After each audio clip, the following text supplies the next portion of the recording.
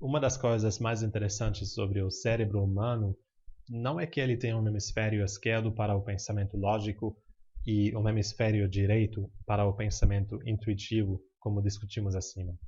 A coisa mais interessante para mim é o fato que quase todo mundo usa uma das suas metades predominantemente.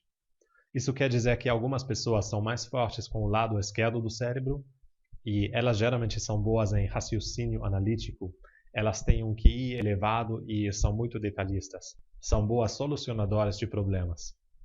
Geralmente, elas também são boas em matemática, nas ciências e também no uso de computadores. Outras pessoas são mais fortes no lado direito do cérebro. Isso quer dizer que elas são geralmente mais intuitivas e sabem lidar com as pessoas. Elas têm muita inteligência emocional e social. Elas têm uma boa memória e são muito criativas e artísticas. Quase ninguém é igualmente forte em ambas as metades do cérebro. E a maioria das pessoas nascem com um lado mais forte do que o outro. Se uma criança nasce com o lado direito do cérebro mais desenvolvido, por exemplo, ela é geralmente muito musical e tem uma boa memória. E do mesmo jeito que um destro não costuma usar a mão esquerda muito, uma pessoa com o lado direito do cérebro mais desenvolvido normalmente também não gosta de usar o lado esquerdo do seu cérebro.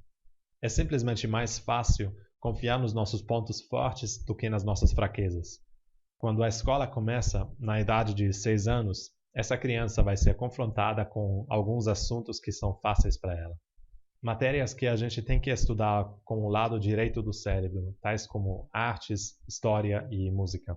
Mas essa criança também vai ter que aprender algumas matérias do lado esquerdo do cérebro, tais como a matemática e a física.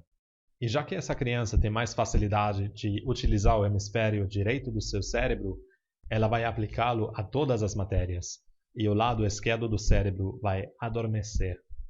Essa criança vai utilizar o seu lado direito do cérebro, ou seja, a memorização, até para a matemática, em vez do seu cérebro esquerdo, a lógica e a compreensão. E isso funciona muito bem nos primeiros poucos anos da escola. Mas depois de alguns anos, a matemática se torna complexa demais para memorizá-la, e chega a um ponto que ela exige raciocínio lógico. E a partir deste momento, essa criança geralmente começa a odiar a matemática. Talvez você foi essa criança. Só que não é verdade que a matemática é muito difícil ou que a criança seja burra demais para isso. O problema é apenas que ela está usando a parte errada do seu cérebro para essa habilidade.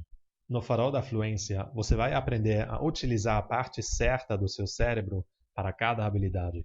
E a gente vai conversar sobre isso em grandes detalhes nos módulos sobre vocabulário e gramática.